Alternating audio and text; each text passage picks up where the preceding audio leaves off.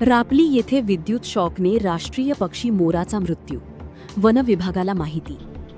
विद्युत पोलखाली मृतावस्थेत आढळला मोर. वन विभागाकडून पुढील शासकीय कार्यवाहीकडे लक्ष. आपण पाहत आहात 24x7 न्यूज रिपोर्ट. चांदवड तालुक्यातील रापली येथे आज बुधवार दिनांक 12 ऑगस्ट 2026 रोजी सायंकाळी सुमारे 4 वाजता विद्युत शॉक लागल्याने राष्ट्रीय पक्षी मोराचा मृत्यू झाल्याची घटना समोर आली आहे. रापली येथील रंगनाथ लोटन ढोणे यांच्या गट क्रमांक 2 मधील शेतजमिनीत विद्युत पोलच्या खाली एक मोर मृतावस्थेत आढळून आला. मृत मोराच्या चेहऱ्याचा तसेच पायांचा काही भाग काळवंडलेला दिसून आल्याने विद्युत प्रवाहाचा शॉक लागून त्याचा मृत्यू झाल्याचा प्राथमिक अंदाज व्यक्त करण्यात येत आहे.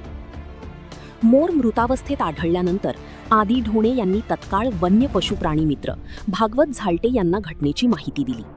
माहिती मिळताच भागवत झालटे यांनी विलंब न करता वन विभागाशी संपर्क साधून RFO राहुल घुगे यांना घटनेची माहिती दिली.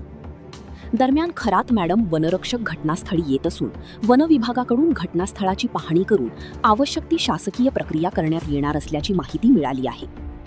राष्ट्रीय पक्षी असलेल्या मोराचा मृत्यू झाल्याने वन विभागाने घटनेची गांभीर्याने दखल घेऊन शासकीय नियम व वन्यजीव संरक्षणासंदर्भातील तरतुदींनुसार पंचनामा, आवश्यक तपासणी आणि मृत मोराची नियमानुसार विल्हेवाट लावावी अशी मागणी करण्यात आली आहे.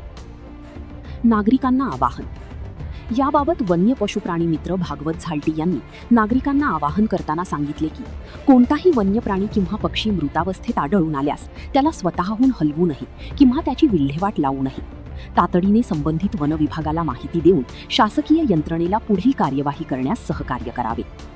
मृत वन्यजीव उघड्यावर राहिल्यास मोकाट कुत्री किंवा इतर प्राण्यांकडून त्याची दुर्दशा होण्याची शक्यता असते. त्यामुळे अशा घटनांची त्वरित माहिती देणे आवश्यक असल्याचे त्यांनी स्पष्ट केले.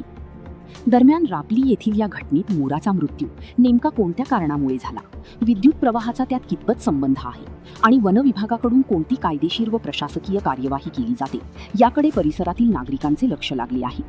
याबाबत पुढील अपडेट थोड्याच वेळात. 24x7 news report. विभागीय संपादक भागवत झालटे, चांदवड.